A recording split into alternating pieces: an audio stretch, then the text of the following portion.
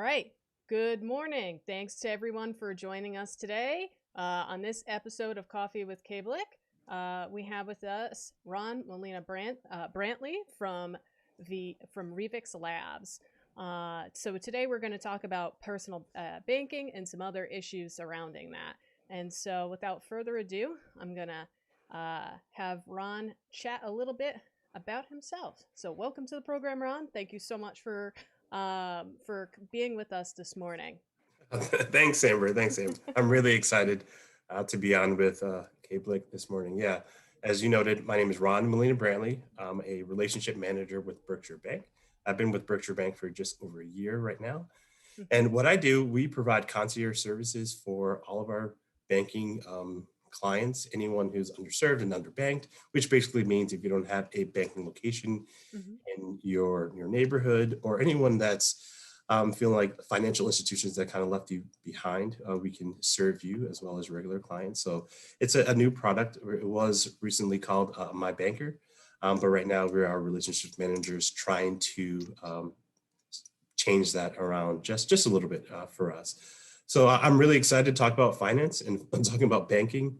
Finance is something that has been a huge part of my life, especially after turning 18 and learning how it can really hamper you and make your mid 20s really, really difficult to say the least. Oh, So, yes. yes. Yeah. And there's nothing like learning the hard way, right? That is true. I Yeah. just wish I knew more about financial literacy and financial wellness and the importance of credit at a younger age, because it would have set me up for longer success and basically stronger spending habits and saving habits. But it's okay. I've learned, and now I'm trying to give back as much as I can. Oh, that's awesome. Actually, I do have a quick question before let's start with the beginning. What do you think are some myths around saving? Because I think a lot of people think like, oh, I could put off like doing that emergency fund as long as I'm paying my bills or whatnot. Can you sort of address some common myths around using a bank and what kinds of accounts you should have and all that jazz? Yeah, the first point that I would talk about is a lot of people believe they live paycheck to paycheck, which Mm-hmm. is common because the minimum wage is really so low and the inflation is so high. So a lot of families are really find it difficult to, like you say, save 3 to 6 months worth of their fixed expenses for an emergency saving. Mm-hmm. But it is possible. But the hard part you have to do is really look at your expenses and revenues to make sure you're not buying redundant things, excess amount of coffee, and things you can do from home. And also, a lot of people believe that you can't find investments or um, like savings accounts. They're so low right now, which they are. They're traditionally, you're not going to become rich off of a regular savings account, but Right. there are opportunities to get a little bit better of an interest rate, such as a CD or a bond or a Mm-hmm. money market account. But overall, it is difficult to create savings just because the interest rates of the Fed is just so low. Yeah, it is. It's one of those things where, like, you forget how, like, basically, like the macroeconomic things sort of impact the little guy. Um, so, um, one of the things that I was curious about, because you mentioned someone somewhat being underbanked. What can you give us an explanation about what underbanked means, and what are some of the situations that lead to a person or an area being underbanked? Yeah, sometimes it's geographical, and banks, I mean, no fault of their own, but they are for-profit companies for the most part, and they need to make a profit in certain locations in order to put a bank, a full service brick and mortar bank Right. into your neighborhood. And it could be due to competition, it could be due to lack of resources, or other financial factors that go into it. So an underbanked area is a geographical area where there's no brick and mortar bank in your location. And Right. also, it could be there's no products designed for that community as well. So it Mm-hmm. can be underbanked and underserved. Um, so those are the first things that come to my mind when we're talking about underbanked. We have some from Western Mass, from Mm-hmm. Springfield primarily, And we have an area in Mason Square where there's one bank in within a 3 to 4 mile radius, and that bank is only opened 2 days a week for only a few hours. Wow. So what we try to do is try to bring a MyBanker or a relationship manager for the Reeves Labs into those locations to help with Hmm. the underserved communities, because a relationship manager from Reeves Labs can do anything, almost anything a brick and mortar bank can do. We can open up checkings accounts, bank savings accounts, and any other answer concierge services Hmm. and questions to our clients. And we're very mobile, which is great. We can meet you at a coffee shop, we can meet you at your home or Hmm. your place of employment, anywhere you like, or you can come down to one of our offices. Um, Sure. There seems to be a couple questions in the chat. So we'll start with this one first because it's kind of related to being underbanked, and someone's asking, is underbanked the same as being redlined, or is related to being redlined? they are starting early, yes. Yeah. Yes, which is true. Redlining is I don't know if it's still happening. Let's Hmm. be honest. Yeah. It's the term is something that I'll give some banks the benefit of the doubt, but overall, I think a lot of banks can do a better job of getting their banking product services to communities, especially communities of color and minority Hmm. communities. So that's one thing why Reevx Labs and Berkshire Bank decided to do a MyBanker program, because sometimes it's just not financially sustainable to put a brick and mortar bank in there. And then, but overall, yes, redlining, and it's really important for the bank, especially a community bank like Berkshire Bank.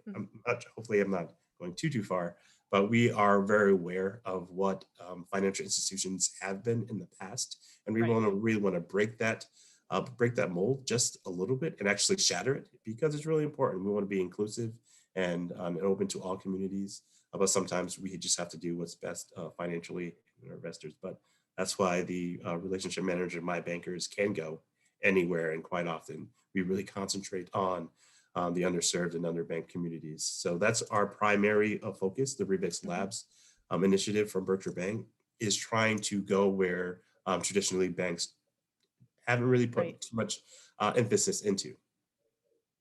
So the other thing I was going to ask was, so in relation to that, in terms of like that historical like issues sort of surrounding who uses bank, sometimes people are also suspicious of banks a little bit. Can you address that? Yes, especially the minority community. I mean, banks traditionally weren't made for people like myself, Right. just due to the history of our country, and we can just leave it there. Hmm. Um, so now banks are trying to, at least I can speak for my bank, we're trying to open up the doors for everyone, try to make it an Hmm. inclusive and open environment as possible. Because sometimes when you walk in a bank, you don't see people who look like you or have Right. your best interest or know what kind of circumstances you've been through.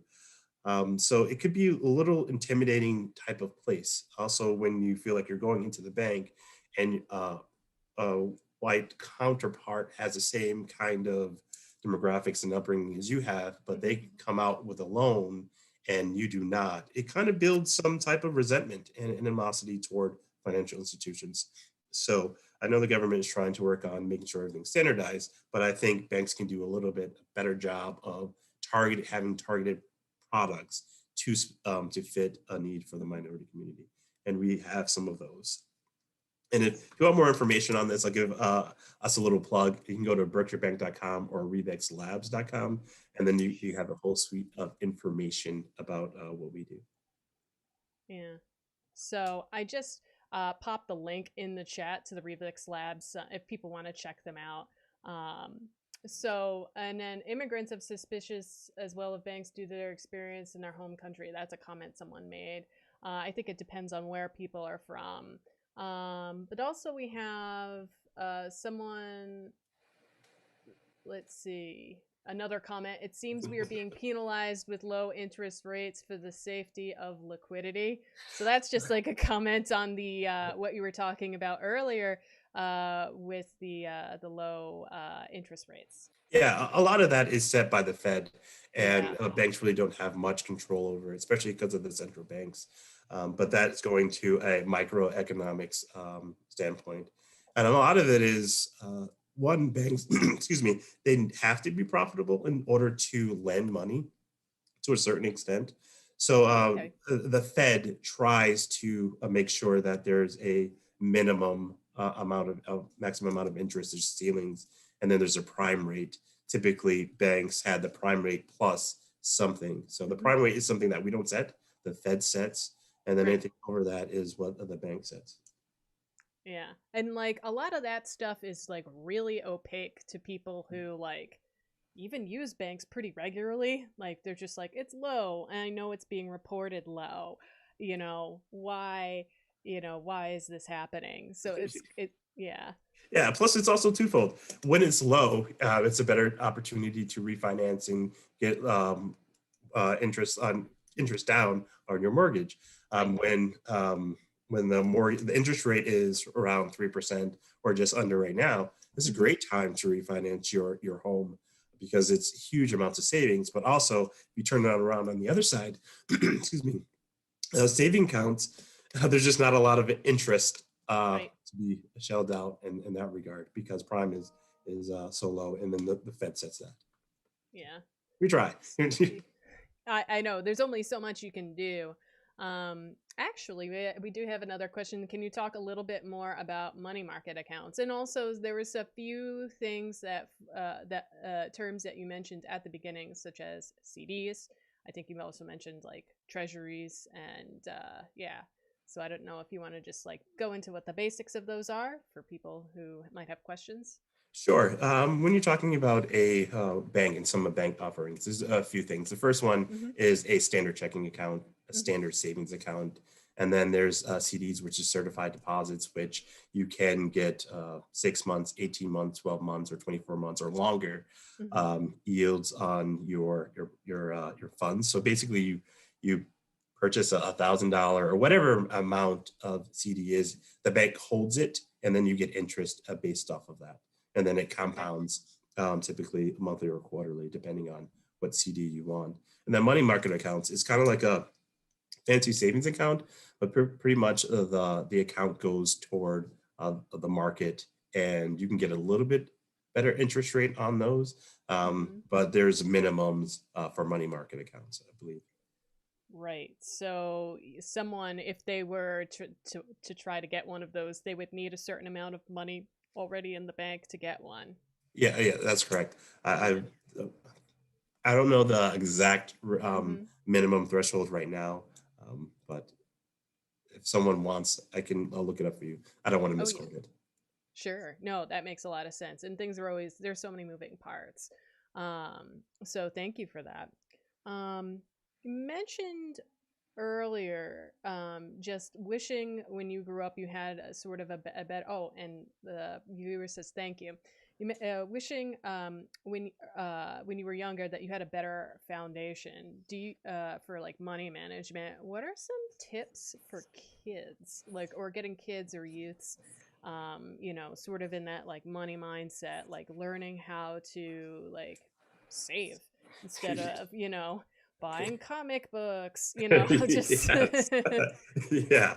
Yeah. And for me, thank goodness this law changed when I turned 18. The first thing I got was actually a credit card. It was mailed to me, and I opened it up. All I had to do was call the back of the number on the card and activate it. right. And then a month later, basically, it was almost maxed out due Oh, to I didn't know how to spend. I didn't know how to save money or how to use a credit card. I mean, I grew mhm. up in a middle class household, but still, we didn't. Finances was something that was a little taboo. We just didn't Right. talk about it. So one thing that I do, I'm a father of two boys, a 5 and a 4-year-old. So it can be pretty intense sometimes. And what I do is we just talk about coins. We start very, very, very minimally right now. It's if they find a quarter or a dime or whatever around the house, Mhm. first they have to let me know what it is, and they put in their savings account with their little piggy bank. But I let them know their piggy bank does not gain interest. It doesn't get bigger. Right. So at the end of each month, we count it and then we put it into a savings account or their 529 account. So it grows. They realize that the power of interest. I always tell them compound interest is really magical. Basic compound interest is interest that grows without you having to put any money into it. So it's just really exciting. I think talking about youth, about finances and savings has to start young, as young as possible. Sometimes a lot of people aren't fortunate enough to talk about it at 5 or 4 or even at Mm-hmm. 12. But sometimes we just had to have that conversation Right. and try to break the stigma around talking about finances, because a lot of us, especially in the minority community, has anxiety around it, Oh, because okay. we give control over money because living paycheck to paycheck it sucks and it's hard. And sometimes you don't want to tell your kids you can't afford something. So we just have to change the conversation and saying, well, we're not able to get it right now, but let's save for it. And so what I do for when I talk about finances for kids, especially youth, is talking about the importance of saving and saving as much as they can. If they have a summer job or if they have chores, whatever you decide to do and they get paid, save 50% of it automatically, put it into an interest bearing account such as a savings account or a 529 account. And Mm-hmm. then 20% they use for their wants and needs because you don't want to work your whole summer job or whatever you may do and not purchase the things you want to purchase, such as your comic Right. and such as sneakers or whatever it may be, because it kind of disenfranchises you a little bit and make you a little sour. It's like I'm doing all this work for nothing. And then after that, I always say I try to give back a little bit, whether it is give back to your parents or what. It doesn't have to be Mm-hmm. much or church offerings. It's just good to try to build little philanthropists because giving back is not only good monetarily, it's good for your soul. It makes you feel good. Yeah. So buy your friend something, whatever it may be, but something small. Oh, So it's kind of like the 5 30 20 20 plan. So I it's just like starting the that. conversation really. Yeah. So like you're teaching your kids to set goals, which is cool, and encouraging the get back. I like that. Yes. Yeah, along with that, so so someone's asking, what do you recommend is the best way to save with interest rates so low? So that's another viewer question. Yeah. Oh, it all depends on where your plan, your savings plan in general. Mhm. First, I would tell people even before thinking about saving with interest is try to create an emergency savings plan. It could start small. It could be $500. It could be $1,000. Save that first. Put that in just a regular savings account, so Mhm. it's liquid. What liquid means, if something happens, you can get it very easily. Right. Like savings account or stock market is illiquid. Your home purchase is illiquid because you have to sell your home to get funds. And then from there, I would say it just depends. There are CDs who have competitive rates, and there's the stock market, which if you don't know what you're doing, it could be a little intimidating. That's a vehicle for savings. And then there's also like money market accounts. So it all depends. It's a hard question to really answer without looking at your end goal. But Oh. first thing I would say is just save for emergency planning and don't worry about the interest that much because right now you're not going to get much off of it. Mhm. Okay. Um it's one of those things where like I think it's also to the individual, just because like it really depends on how much money you having in, how much money you have Yes. going out, and like what other kind of liabilities you have, such as like kids or whatnot. Yes, Yeah, there's a whole like gamut of kids are conversations and expensive. questions we'd have to ask Yeah, before yeah, making a decision because it's all personal. yeah. It really is. Um, so you mentioned 529 plans. Can you chat about that a little bit? Yeah, a 529 plan is basically it's a tax deferred interest account for college or Hmm. vocational, something like that. It has to be used in that regard. Okay. So there's 529s that you can get from. Um, I don't want to plug anything particular, but it's really easy out there. It's really easy, and the information's out there. It's just a savings vehicle for college, and you have to use it for college, and then you'll be interest deferred. But if you take it out and use it for anything else, then you would have to pay, capital gains tax on it and regular taxes, and you typically don't want to do that. But I also say recommend that people just save for themselves first and have the emergency plan saved before start investing in your child's college future, because there's a lot of offerings out there. There's scholarships that could help. There's financial aid that may be able to help. And if you're not set up financially, it's kind of hard to save for your child's education. Right. That's just my personal thing. I think Yeah. some of it is on their responsibility Right. to fund their college just a little Oh, someone's asking what happens if your child decides not to go to college? bit. Exactly. You can do two things. One, you can change the beneficiary to someone who wants to go to college. Mm-hmm. Not saying that it's for everyone, or you can take the money out, but it would be taxed as at a capital gains tax. Uh, so. Ooh, that sounds horrible and complicated. Yes, yeah. So I mean, you can always change the beneficiary to anyone Okay. without any penalty, as long as it's used for something college related, not a So car. I have a question. Can you have a 529 for yourself then? Like, No, okay. you have to be, I believe, under the age of 21 or around there, 21 to 24. It's age restricted. Oh, okay. I wasn't sure.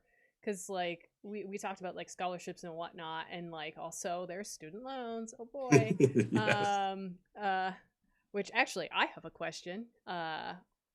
So while the student loans are sort of, or the federal ones are sort of suspended till September 30th of this year, is it smart to make a payment? You know, asking for a friend.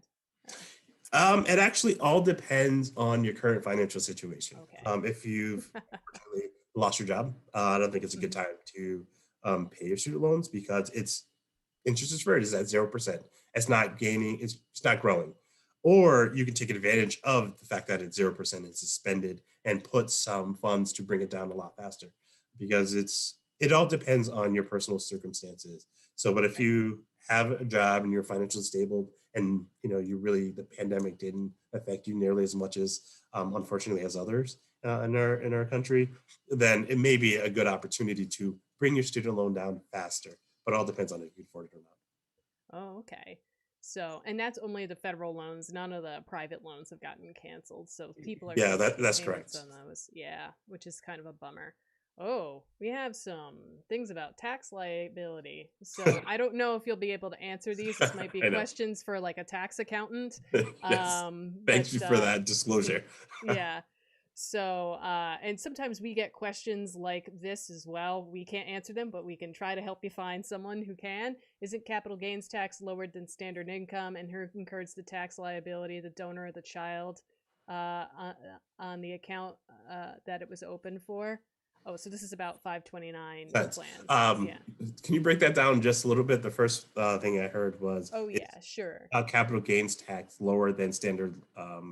Then the standard income tax, I think, is what they were asking. It all depends on your income level. Yeah, that's But what I was thinking. yeah, and I don't have the sheet out in front of me right now, but capital gains tax is not something that I would want to pay, to be honest with you. No, it's something you try to avoid, and You need to do yeah, as best you can. yeah, and then I think this is if you withdraw from the 529, if the beneficiary decides not to take advantage of the benefits. Who incurs the tax liability? Is it the beneficiary or the person who opened the account? I believe it's the person who opened the account, because the account is under there, and they're not the beneficiary. Ah, okay. Ah, so kids But stay in school. yeah, but don't quote me on that. But that's how I believe it's done. Yeah. And yeah, it's true. But it all depends. I mean, sometimes college is not for everyone, and I will not be the first one to sit up here and say it should be. I mean, I have my master's degree. I've got a long list of college, and now I'm paying for it. I have a lot of student loan debt, and I'm working really hard to get rid of. But Yeah. if college is not for you, then that's fine and it's okay. And I Yeah. want to let everyone know that it's okay if you don't choose to go to college. There's a lot of great blue collar jobs. There's electricians and there's plumbers, and there's a whole sort of mechanic and contractors. There's that Yeah. it's great jobs. And if you start your own business, like if you want to go to become a master electrician, you start your own business, that is a great occupation to be in. Yeah. Oh, yeah. And they're always in demand. Like Always in that demand. is, I can't find one. Yeah, it's really difficult to find one yeah. sometimes when you really Oh, need one. yeah. So, just checking. Oh, yes, with withdrawing. Okay. So I think we answered that question. But yeah, I think that's I have another question. So when we're thinking about like finances, it's like money now or future money. So it's just like, is the money now worth more than the future money I will get, kind of thing? Especially if if you want to invest in something. So we haven't really touched on that at all, but like it's like when you're evaluating certain investments or a stock market, we can't really talk about like how to invest. Yes. Um, but like I think that's the battle that people have. They're saying I'm going to put my money in this like illiquid thing, like I'm going to buy a stock, I'm going to buy property. Usually property goes up, but stock doesn't always go up. What I guess I'm talking about is like how do people assess their risk tolerance, I guess, in terms of investing, or when should people start investing too? That's a lot of that is subjective and personal in Yes. terms of it all depends on your goals. Hmm. But I would recommend talking to a financial advisor, financial Right. planner to see what's best for you. Hmm. Because I can sit up here and say my personal experience. I think putting your money into an investment vehicle as early as possible would be great, including the stock market, in my opinion, because the stock market for the last 200 years has just done nothing but go up. But there's concerns with that there's a bubble that may happen, and but it's okay. Still the stock market. And there's also investment vehicles such as real estate, because the real estate market has gone up. It's a little high now.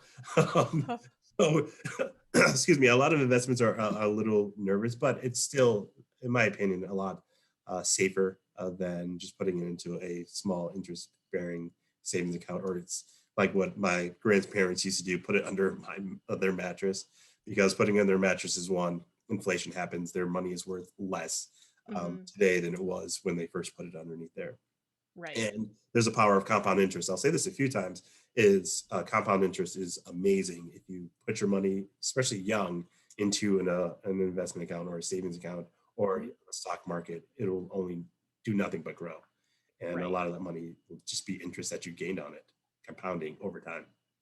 I think when people get scared um, about like sort of investing, I think it's one of those things where like if you have a certain timeline that you're looking at, like yes, the market will do goofy things, like you'll have recessions, but there are corrections Yes. that happen.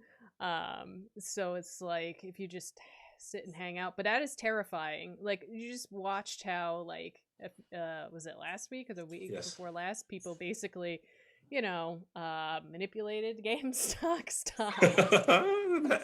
You'd be surprised. It happens a lot, but it doesn't Yeah. happen at our level. It happens at the hedge fund level, in my Yeah. opinion. They've hand over fisted me a few times.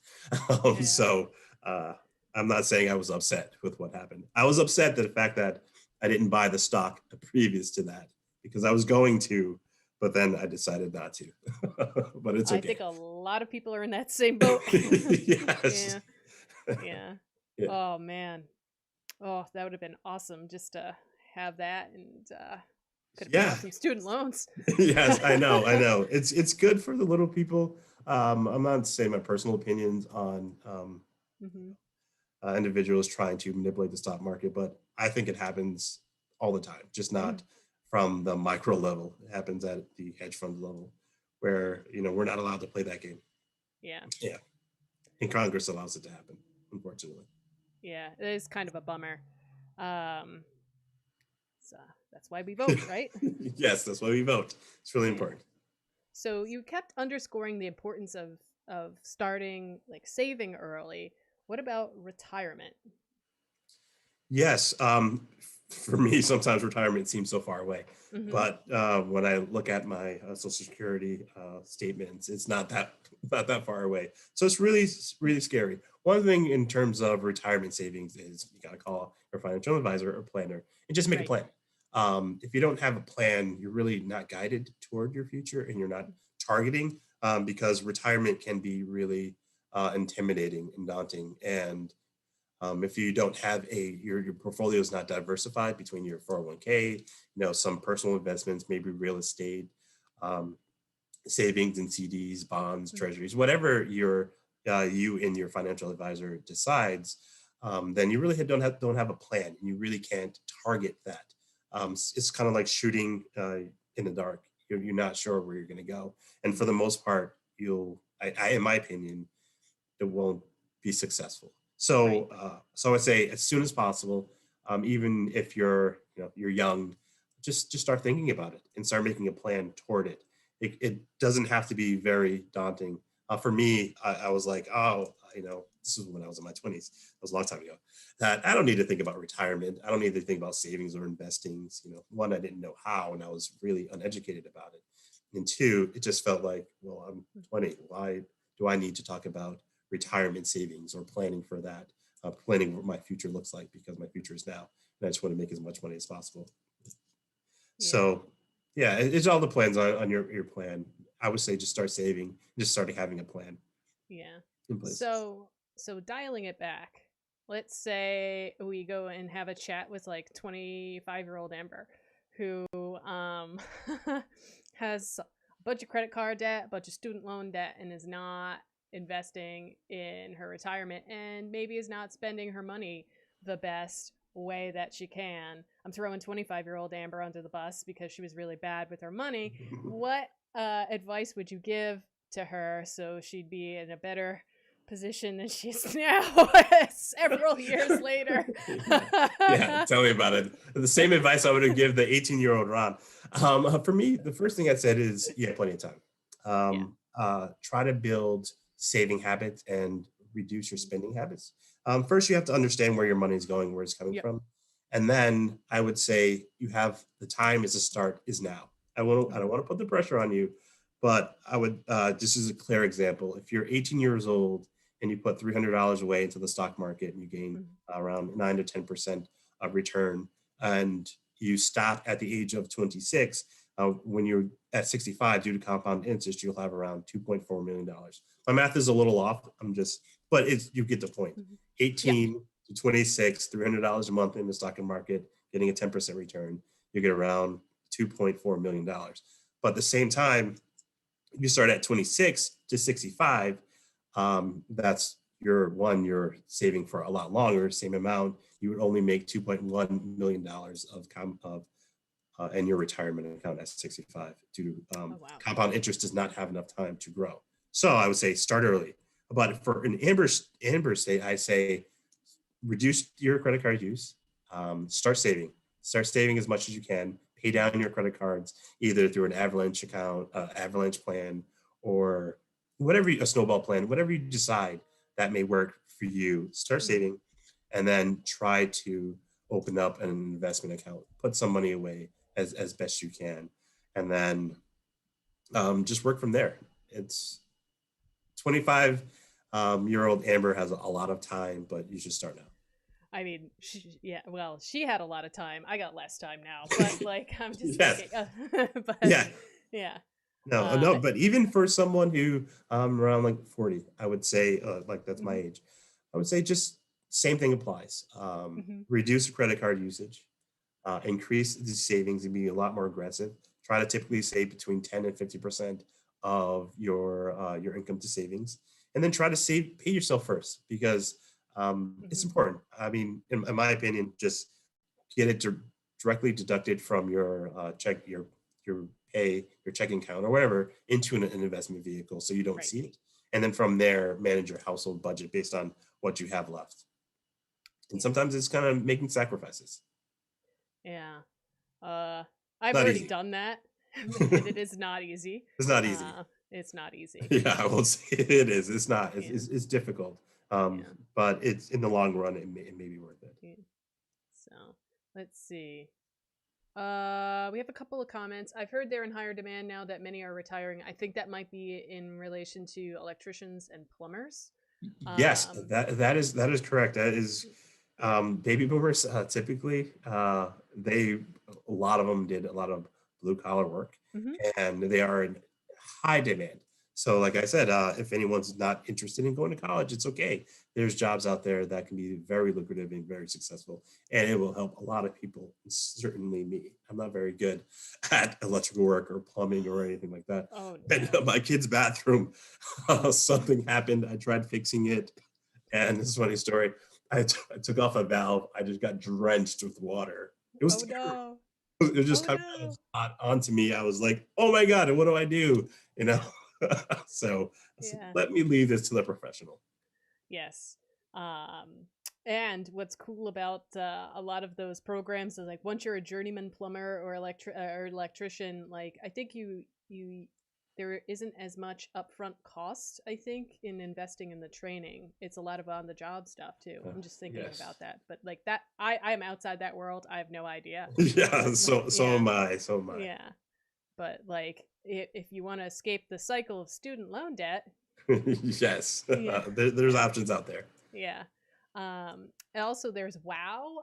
Someone commented, and I think it was about the quick math you did. Is the in comparison between the 18-year-old investing for the retirement as well as the contrasted between the 26-year-old investing for retirement. It's just yeah. Yeah, Albert Einstein, I'm not quoting him very well, but he said it's the eighth wonder of the world is compound interest. I find it to be incredibly magical. And one just got to start as early as possible, and two, Right. just let it do its job and work. Yeah. I think one of the things that people are saying, oh, 2.4 million is a lot. But when you realize that a lot of people don't work past a certain age and people are living longer, it actually might go away faster. Yes, that is correct. And there's insurance out there. I won't plug in a particular one that you Yeah. can get annual life riders, or Hmm. just make sure your income is last as long as you do. But those are insurance policies. Yeah. Oh, that's one thing that people don't really consider is like insurance. Cause like if Yes. something happens, uh, it's not I think people have a misconception that it's just to pay for the funeral, but it's really to help your loved ones maintain the lifestyle that they had after. Yeah. Yes, that's correct. I mean, I'm not an insurance advisor at Right. all, and it's a difficult concept, but Neither am I. Yeah. but insurance is an option, and it actually goes into your investment portfolio as well, Yeah. because it'll help with stabilizing your income after someone dies, or it'll help with long-term care as well. Oh yeah, that's right. Because like that also does happen where folks sort of end up in facilities and whatnot, and that needs to be taken care of. Yeah. Yes. Yes. There's a lot. So what so the moral of the story today is your personal finance situation has a lot of nuance. There's no one Yes. size fits all. It Uh does. It does. Start early, talk to a financial advisor or a financial planner, and start as soon as you can.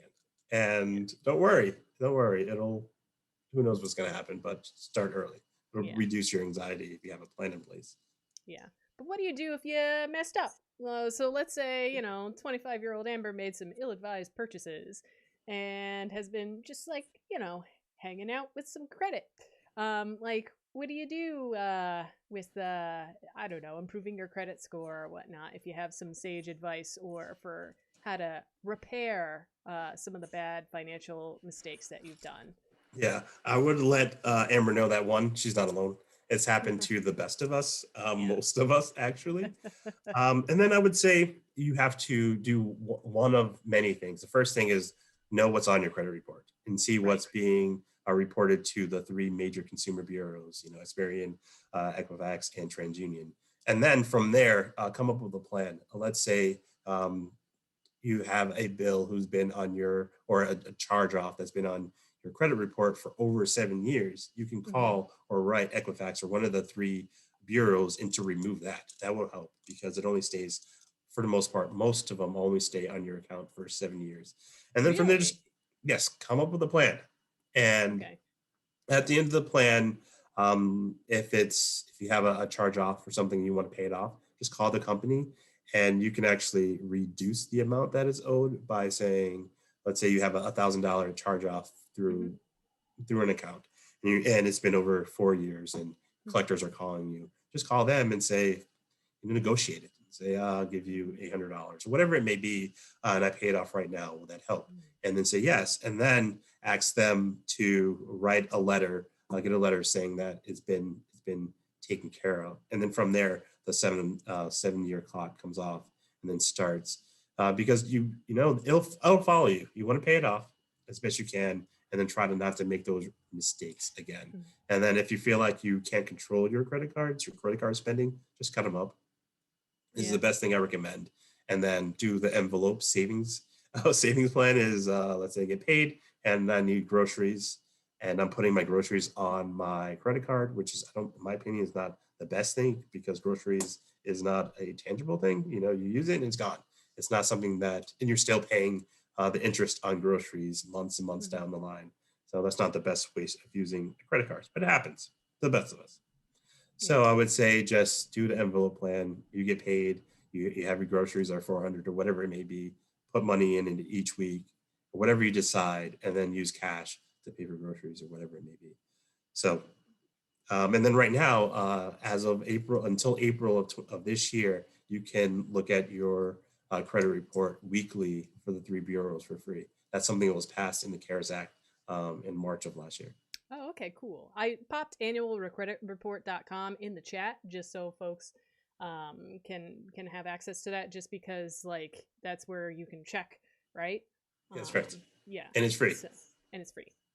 And that's a good thing. So just so folks know, my credit's like way better now. Oh, yeah, because the 25-year-old Amber has fixed a lot of things. Yeah, no, I fixed a lot of those things, but it took a long time to get organized, and I think that's one of the things that's so daunting, sort of, about fixing your finances, is that it's overwhelming, um, and I think a lot of people sort of get trapped in bad situations, um, Yes. because It's yeah.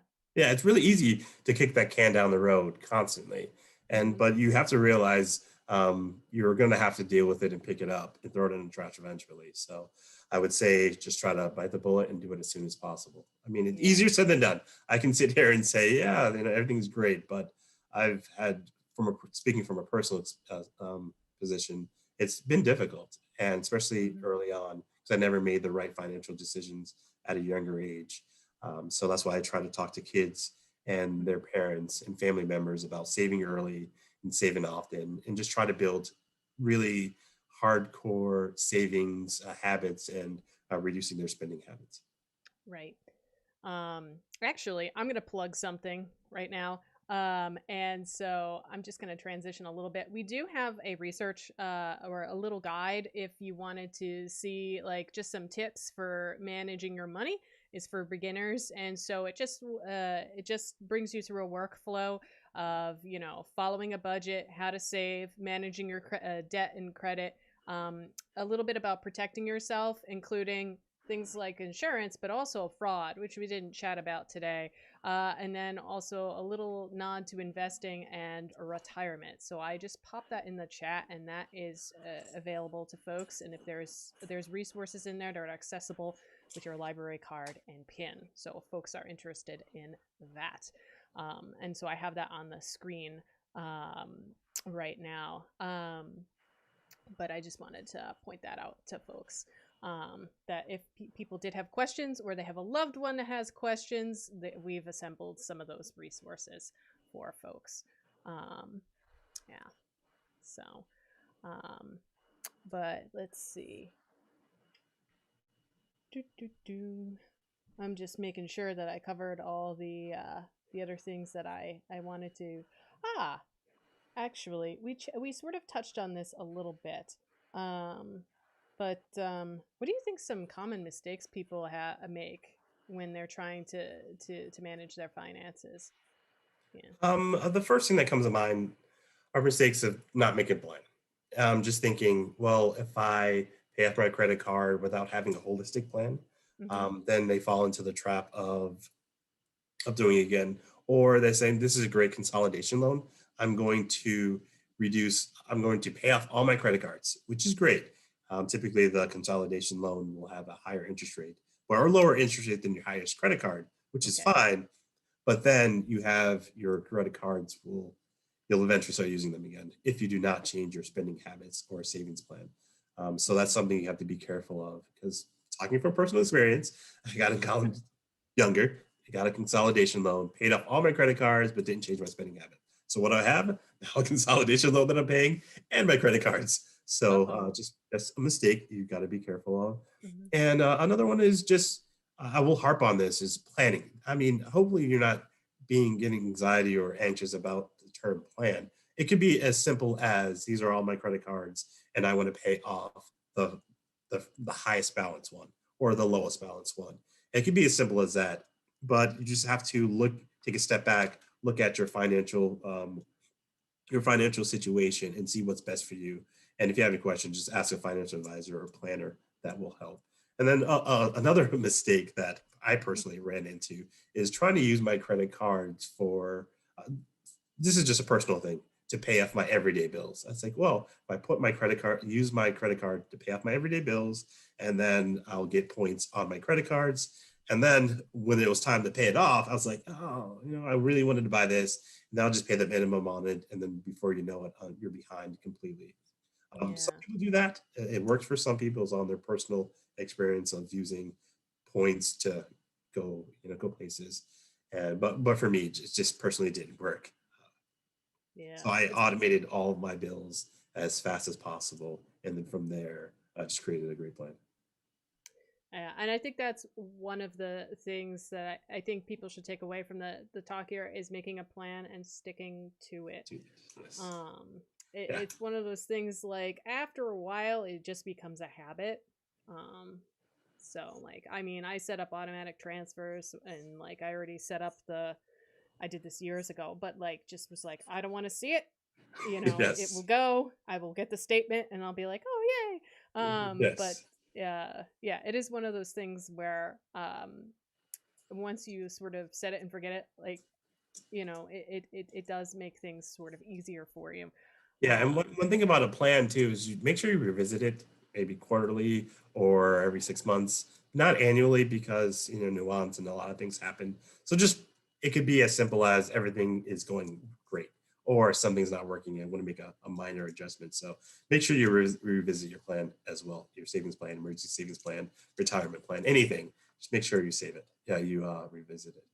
That's a good point, because it's one of those things where, like, oh, you're like, I saved for my emergency fund, but if you don't look at it again, like, maybe your fund's in a different account, maybe it's not enough because things have changed. Or it's not in an interest-bearing savings account. It's in a checking account.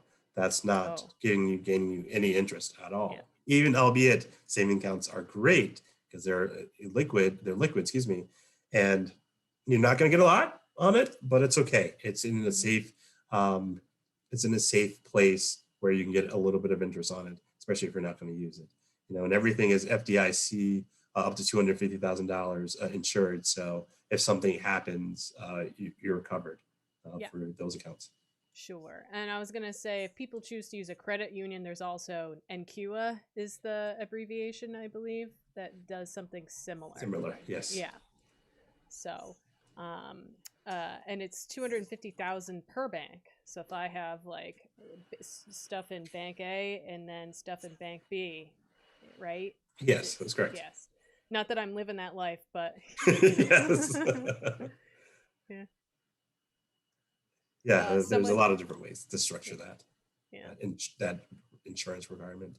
Yeah. So don't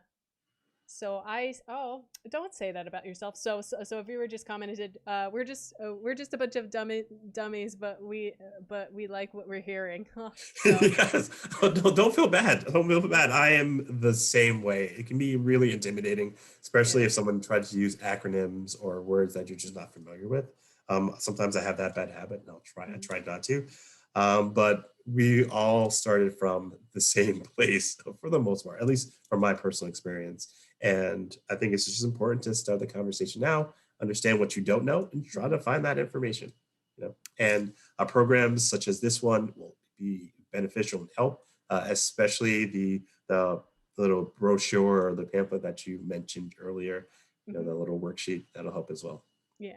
So I was just like thinking back because like they don't teach this stuff in schools. I mean, I did learn how to balance a checkbook They don't in do that school. anymore. Yeah. Yeah. But like, that was like a long time ago. And now I kind of just like, I can reconcile it just by looking online. Um, but like, it's sort of funny. Yeah, that's something that I think I find very important, that, we set up our children for success as best Yeah. we can, but not financial success, Yeah. at least not in the community that I live in. They are getting kids prepared to go to college or be successful human beings, taxpayers, once they leave Yep. school, but they do not set them up any way, shape, or form for financial success and for financial freedom. So that's Yeah. something that I try. I'm in the Yeah. process of writing I just want to put it out there so I can make sure I do it. If you speak it, it'll happen. In the process of writing a nighttime storybook for kids about financial Aw. literacy and wealth. It has a lot of magic. It talks about compound interest in the simplest form. And it's something that I find very special because I read to my kids every night and they love that time. And I find that time to be special, and it can be educational as well and fun. So Yeah. I wanted to put it out there so it's on the record that I'm actually going to fulfill that. Sending good vibes. Yes. And yes, hope you get it published soon. So, yeah. Um, so we have about 5 minutes left. Let's see. What's you've given us a lot of advice um over the course of the hour. What's one piece of financial advice that you would give to anyone if they are just starting out, I guess? Yeah. The first thing I would say, try not to repeat myself too much, but it's pretty much the same answer, is take a Yeah. deep breath Yeah. and take a step back and understanding that you're not going to figure this all out in one day. And it's Mhm. okay. Don't put that pressure on you. And you're not going to turn around and have all the answers because it's not feasible. And I would say once you are ready and you have that open mindset to do something and you realize you have to do something, is you plan for it. The Mhm. first thing I would say we plan for is to get an understanding of what your revenue is and what your expenses are. And once you have control over that and minimize the um, redundancies, like the coffees that you buy, things that really don't add value, you can do. You can buy a sustainable coffee machine Mhm. and reduce and buy a travel mug. Yes. Mhm. And not go to your favorite store each day. That can save money. Sometimes you buy $4 coffee a day for 5 days a week. At the end of the year, you'd be surprised to spend almost $2,500 on coffee, where Yeah. that's a really expensive coffee machine. So you can start there, understanding your revenues and your expenses, and then just create an emergency savings plan. Try to get 3 to 6 months worth of fixed income or fixed expenses, such as your mortgage or your rent, your car payment, just because you never know what's going to happen. Right. Um, and like what we heard in the pandemic is people just weren't prepared. No one Right. saw this coming, and it really impacted a lot of Americans very negatively because unfortunately the restaurant business closed and the entertainment business closed, and Right. a lot of people just didn't have emergency savings. Not that it would have lasted during this pandemic because it's No. still going on over a year, but Yeah. it could have bridged that gap a little bit until Congress and our government try to put the pandemic unemployment assistance together in some financial packages. So um, realize your expenses and your revenues, create an emergency savings plan, and then there try to create not an investment plan, but just look at types of investment vehicles or retirement vehicles that you can start saving and try to get compound interest in it as fast as possible. Try to save goal 5% next year. And then Mhm. from there, try to save 10% of your income, and then so on and so forth. Right. So those are the first few things before we go into investments and retirement and insurance, and try to find what tax bracket is best for you, and then starting a business and help reduce your tax liability to do that. There's a lot of things, but Yeah. So start slowly is what I'm hearing. yes, Yeah. Yeah. But start and keep going. Yeah. yes, And have a plan. have a plan. So, yeah. So I'm just checking to see uh, if there's any more comments. Let's see. Um, so I think I answered all my questions. I think we answered all the questions in the chat. Um, so, any parting words for us? Yeah, no. The first thing I would say is thank you, Amber, for inviting me on to Coffee with KBLIC because I had a great time. It's fun, and I just want to give back as much as I can. Albeit it could be try to consolidate and squish all this information into a bite-sized piece. Mm-hmm. But also, I can be reached if you have any information through revxlabs.com Mm-hmm. or anything else. So just parting words is it's okay. You have to start from somewhere and try not to look back too much and saying, well, I wish I started when I was 18 or I wish I started when I was 10. It really doesn't add much value to it. So just start now, create a plan, enjoy it, have fun with it, challenge yourself, and try to save for your financial future.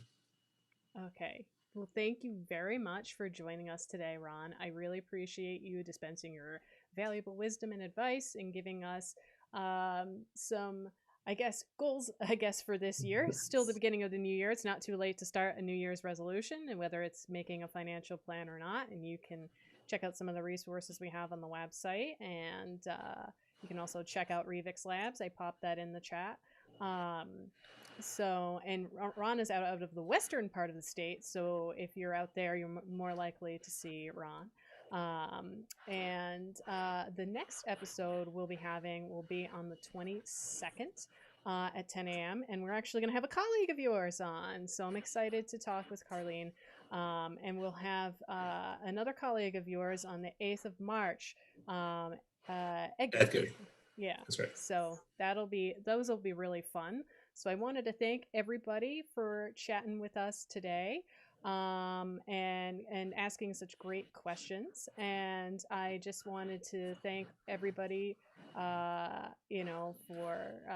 oh, we have a few people saying thank you, and then my assistant popped in thank you Ron in the chat. So